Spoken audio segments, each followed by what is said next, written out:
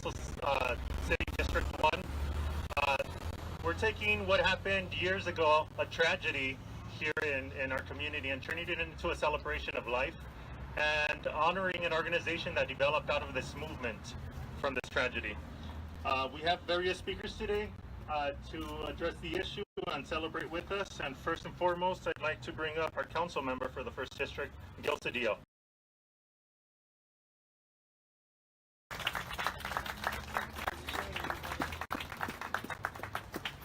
Good morning. It is an honor and privilege to be here.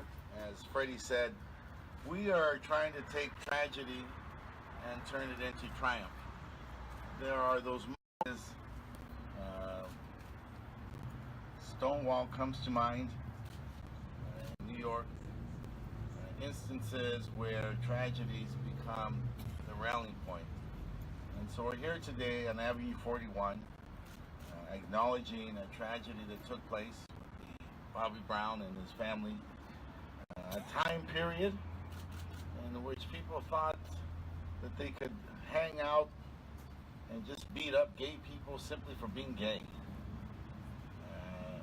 They thought that that was okay, that that was a norm, that was going to be accepted for a community that had not yet fully matured politically, had not fully expressed its power, had not been able yet to find its place in society.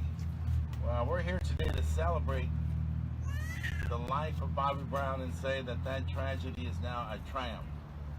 That no longer will the LGBTQ community be in the shadows. No longer will they be without a voice. No longer will they be without a place. Because today's Los Angeles is a place for all people, regardless of where they come from, regardless of what languages they speak, regardless of who they love. And love is really what's needed today. I'm so happy to see Bobby Brown's family. You'll hear from them. It's robust. It's continued to move forward. 15 years ago, to the insidious disease of cancer, and I've committed my life to do good deeds in her memory and to create a legacy of her life. And we're doing the same here for Bobby Brown. We're going to take an insidious act and turn it into an act that incites us to do good deeds and to move forward. This community is in change and it's in flux, but it's a community that love can guide towards unity, towards acceptance, towards cooperation. Unity is our call. Love is our path. And so today, with so many things going on in the city of Los Angeles, acts of violence throughout the district, love is the answer. And I know that Bobby would be proud that a movement has been created here in Northeast Los Angeles, and that we are here to celebrate and move forward in his name. Thank you.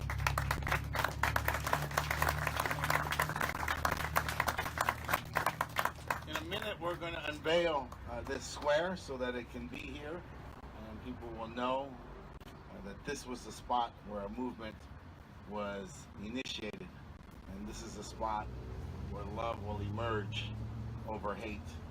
There's so much ignorance in our society today, so much stupidity, and so it's upon us to approach matters in an enlightened fashion, to use facts, and to have faith as we go forward as a community, always in pursuit of unity. Freddie? Yeah, so I want to thank you. God bless each and every one of you for being here. But I want to thank Bobby Brown's family. You're doing the right thing. You're doing it the right way. You're making him proud, and you're making us proud. So thank you so much on behalf of Council District 1. It's an honor for me to be here with you. And let's move forward to this unveiling as we hear the stories and testimonies Bobby Brown. Thank each and every one of you. God bless you, and I love you much. Thank you, council member. Now, when I read Bobby Brown's story, I read it, but many people who are here to talk today in the program lived it. So our first speaker to attest to the tragedy that happened here is Ruth Riley, Bobby Brown's sister.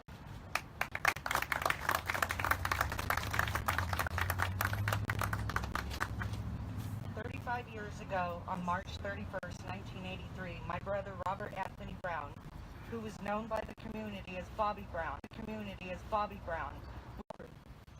it has been a discussion that has come up many times in the last 35 years on how different our family would have been if he was still with us. He never had an opportunity to get to know his baby brother and sister that were only 11 and 4 when he died. And his godson, who was only 2.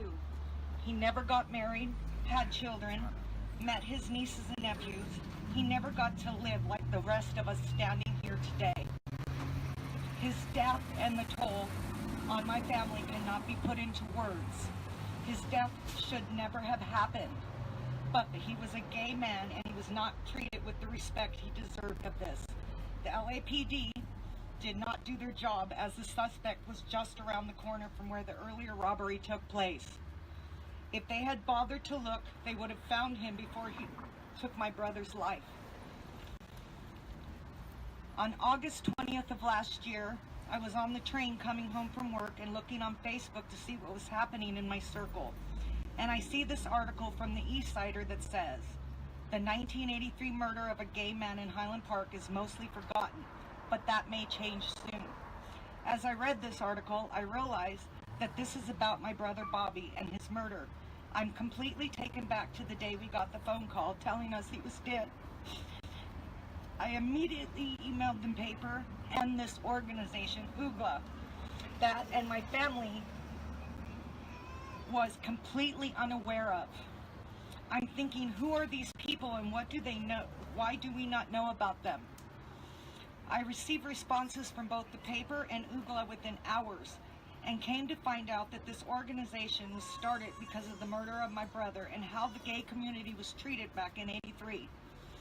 The community was outraged and they quickly contacted the LAPD. They worked closely with the LAPD to make changes for the LGBT community and have done so for the last 35 years. They have done some wonderful things within the community and can continue to do so.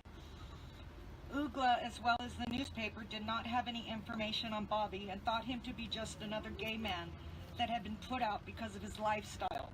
Well, I'm here to tell you today, as I told them, Bobby was loved by his family and is still loved and will never be forgotten. As we gather here today to remember Bobby and the wonderful work that UGLA has done for so many over the years, my family and I want you to know we will be forever ever thankful to UGLA and the city for this dedication. I have since joined UGLA and have had the pleasure of getting to know this organization and the wonderful people that run it.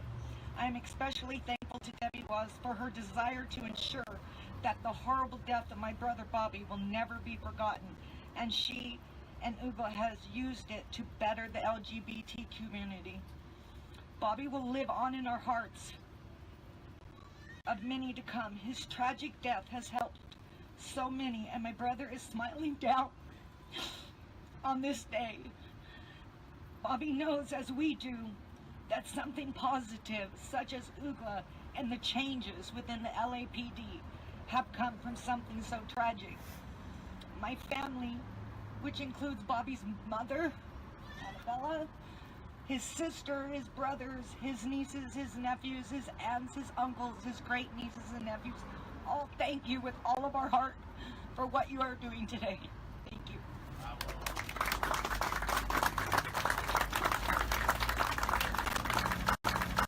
I found out that the council member wanted to put up a square in memory of Bobby Brown. Several of us on staff are openly gay, and we said, wow, this is amazing.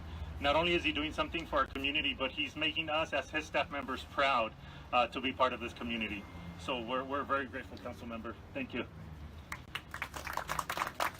So, as I mentioned before, out of this tragedy, the Uptown Gay and Lesbian Alliance was born, and the founder is with us here today, Richard Bass. Good morning, everybody. I can't take credit for being a founder. I can take credit for being a co-founder.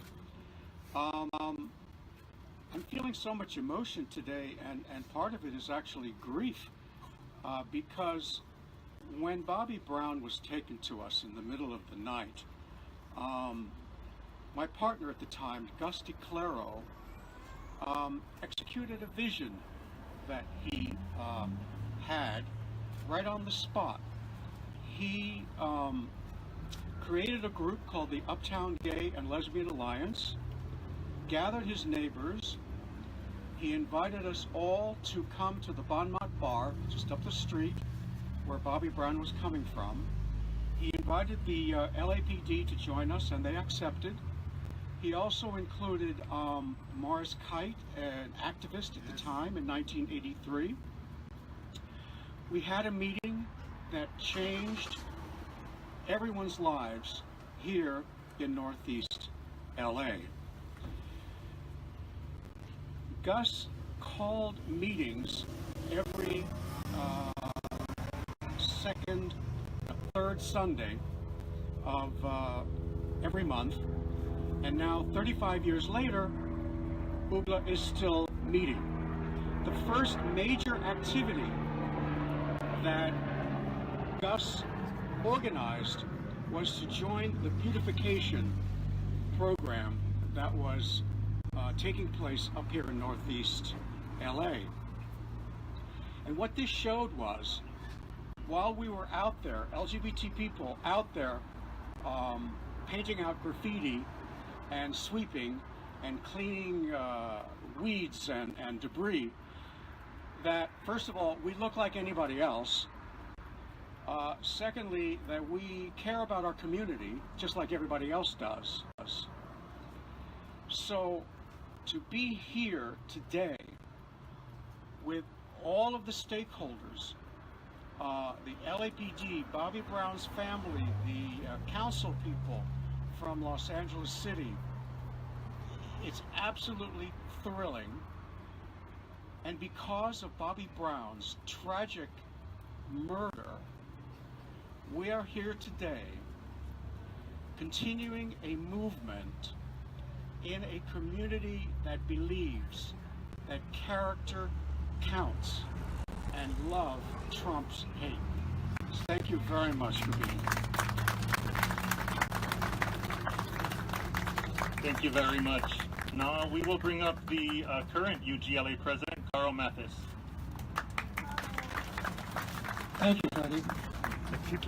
I want to thank Councilman Cedillo for this effort today, for following through on this. We appreciate it very much, Councilman. Also, I want to just amplify what Richard said about being in the community. All of you, all of these surroundings, having family here, the extended family of Bobby Brown, having the founder of UGLA here, having Art Sandoval, the police here, and even having Santina here, who's written the song which you're going to hear later. I want to remind you that back in 1983, when this group started, Ronald Reagan was the president. Also, you might know that Michael Jackson released Thriller in 1983, so it wasn't a complete loss. In Los Angeles, Tom Bradley was the mayor. And Governor Brown, just like today, he was the governor in 1983. Also in the United States, there were 3,000 cases of HIV/AIDS. 1,800 of those people were dead by the time 1983 arrived. The gay community was under assault at many levels. In 1988, by the way, in 1983, because of this situation, UGLA members began raising money for Northeast LA residents who could not afford to pay their rent. who could not afford medical treatment. In 1988, Michael Weinstein, the president of AIDS Healthcare Foundation and the long-term member of our group, decided that AIDS was not just a West Side disease of white guys went over to the West Side, but it affected everybody. And because of that, he had the first hospice for AIDS right here in Elysian Park, started that hospice there to take care of the community. Also in that, a few years later, 10 years later, 1993, UGLA held its 10th anniversary, and the captain, the assistant chief of police came and was with us. We were so proud to have the police with us because we admire the work they have to do, and we want to see them as such a wonderful resource for everybody. Also in 1993, Richard Zaldivar, Northeast LA resident, began the Wall Los Memorias here in Lincoln Park. And he's been a guiding light to help the community in those years. One other spot I want to talk about UGLA is that we have a charitable group, education and charitable group. Since 1996, we have been able to distribute, this is a big figure, $600,000 in matching funds in the last 22 years to all 501c3 groups, regardless of who they are, the German Shepherd Rescue, any of the groups that are 501c3. So we're very, very happy to finally see this wonderful event happening today, and we're very, very happy that the community is here, and we're looking forward to our continued growth in this area. Thank you so very much. Thank you for mentioning that. LAPD is certainly a partner in community policing here in Council District 1. Next up, we have our LAPD captain, Sandoval.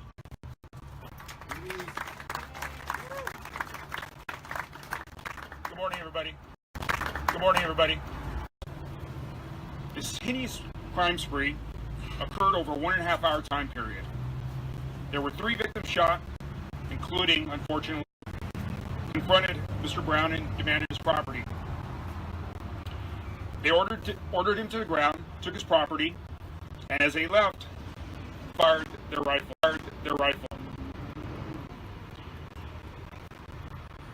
There was a citizen who was driving by with his 4 children in the vehicle. The vehicle was struck by the gunfire. Fortunately, nobody was injured at the time. About an hour later, at 12:10 in the morning, a suspect armed with a rifle confronted victim Richard Nunez and demanded his property in the area as well. Before Nunez could give up his property, he was senselessly shot 3 times in his lower extremities. He was transported to the hospital and survived his injuries. Approximately 12:30 in the morning, once again, victim Robert Brown and victim Daniel Maxwell were confronted by a robbery suspect armed with a rifle. Victim Brown was shot in the chest and died here at scene. Victim Maxwell was shot in the leg and was transported to the hospital, surviving his injuries.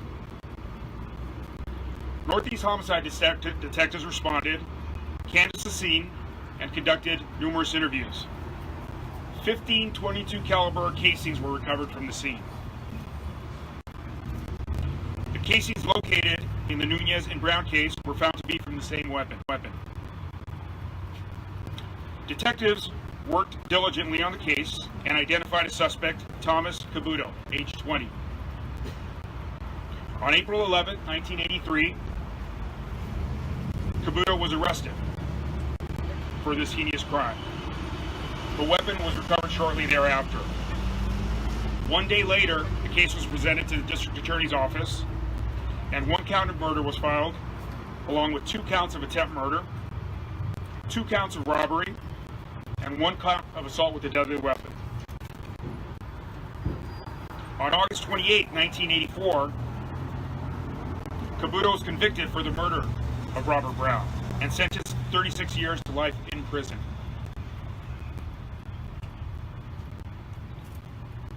On November 15, 2017, Kabuto had a parole hearing where he was granted parole. This was against the recommendation of the Los Angeles Police Department. At this time, again, I'm here to offer my condolences to the family and to ensure the family, the councilmen, and to all who live, work, and visit the city of LA that the Los Angeles Police Department is committed, truly committed to protecting and serving everybody. So thank you very much.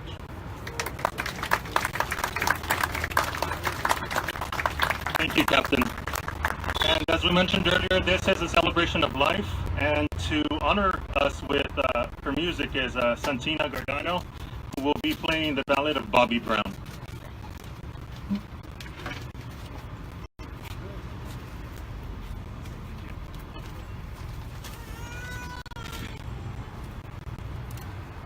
Hi, I'm Santina Giordano, and a couple of years ago, I was introduced to Ugla by some friends, and I was so moved by how this organization came to be because of a murder in the neighborhood that I love, and I was just really impressed with the work that they do and their diligence. And then I was asked if I would write a song, and I hope you guys can hear it. In 1983, one of our own was struck down in violence outside a local gay bar in Highland Park. Bobby Brown, your death was not in vain, oh no. Your friend just got people together to protest, and the UGLA was born. Bobby Brown, your death was not in vain, oh no. Out of tragedy, something beautiful and brave was born. The UGLA sprung up through the community like a flower that wants its justice to be happy and free. And now for over 30 years, with the members and help from the friends, out queers doing good in Northeast Los Angeles neighborhoods. Bobby Brown, your death was not in vain, oh no. Out of tragedy, something beautiful and brave was born.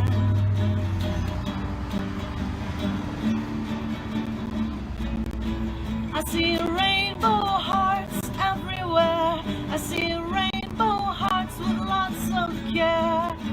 UGLA, LGBTQ, we are the community. Together we stand, yeah. Together we're strong. Together we love. Bobby Brown, your death was not in vain, oh no. Out of tragedy, something brave and beautiful was born.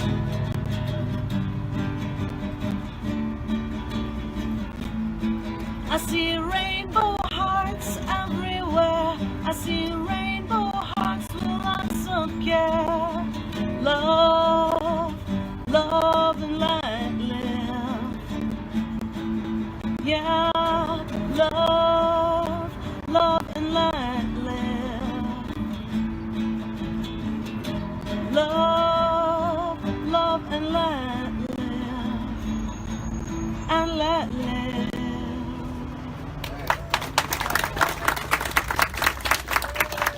Thank you, and thank you to everybody for being here and coming together to show that we are a community and we care, and we do evolve, and that we could just keep moving forward. And my condolences to the family, and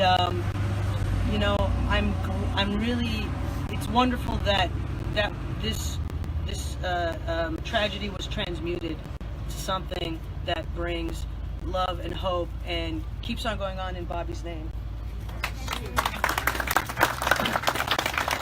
That was great, gave me chills. So, we all know that the mourning process is ongoing. Let us today begin the healing process as we all come together to unveil this square today in memory of Bobby Brown and UGLA. So at this moment, we'll have everyone come up and we'll pull the sign off and we'll declare this square Bobby Brown and UGLA Square.